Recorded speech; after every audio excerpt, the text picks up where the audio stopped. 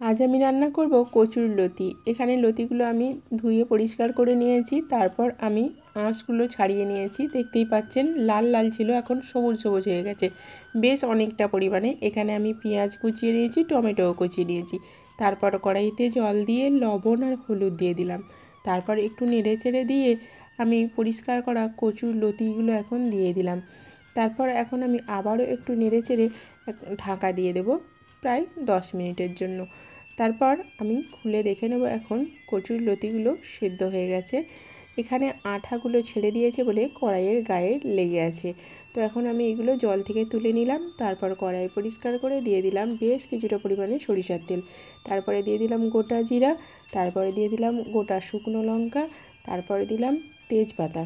এরপর একটুখানি ভাজা ভাজা করে এখন আমি দিয়ে দেব পেঁয়াজের কুচি। পেঁয়াজ কুচি বেশ অনেকটা পরিমাণে দিতে হবে, যেহেতু মাংসের স্বাদে তাই মাংসতেও তো অনেকটাই পেঁয়াজ লাগে, তাই এখানেও অনেকটাই পেঁয়াজ আমি ব্যবহার করলাম। তারপর পেঁয়াজগুলো খুব লাল লাল করে ভেজে নিয়ে দিয়ে দিলাম আদা রসুনের পেস্ট। তারপর আবারও কিছুক্ষণ নাড়াচাড়া করে এখন দিয়ে দিলাম টমেটো কুচি।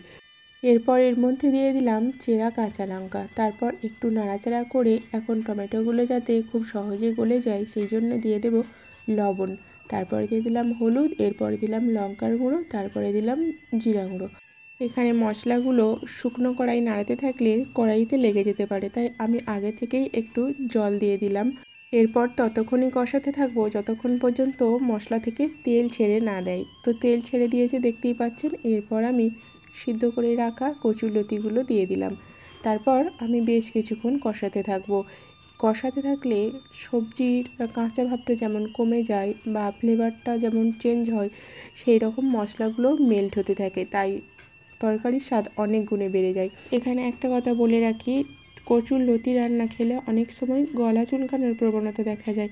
তো সেক্ষেত্রে টমেটো ইউজ না করে যদি পাতিলেবুর রস অথবা তেঁতুল গোলা জল ইউজ করা যায়, তাহলে কচুর লতিতে থাকা র্যাফাইডসগুলো নষ্ট হয়ে যায়, গলা চুলকানোর প্রবণতা আর থাকে না, সঙ্গে টকটাও ব্যালেন্স হয়ে যায়। তো আমার তরকারিটা কষানো কমপ্লিট হয়ে গেছে। পরিমিত জল আমি দিয়ে দিলাম। এখানে বেশি জল দেওয়ার প্রয়োজন নেই, যেহেতু আগে থেকেই সিদ্ধ করা আছে লতিগুলো। তো আমি ঢেকে দিলাম। এখন 10 মিনিট পরে আমার রান্নাটা কমপ্লিট। মাংসের স্বাদে কচুর লতি রান্না। অনবদ্য এই কচু লতির একটাই পদ এক থালা গরম ভাতের জন্য যথেষ্ট। তো কেমন লাগলো আপনাদের রেসিপিটা অবশ্যই কমেন্ট করবেন, অবশ্যই বাড়িতে বানিয়ে খাবেন।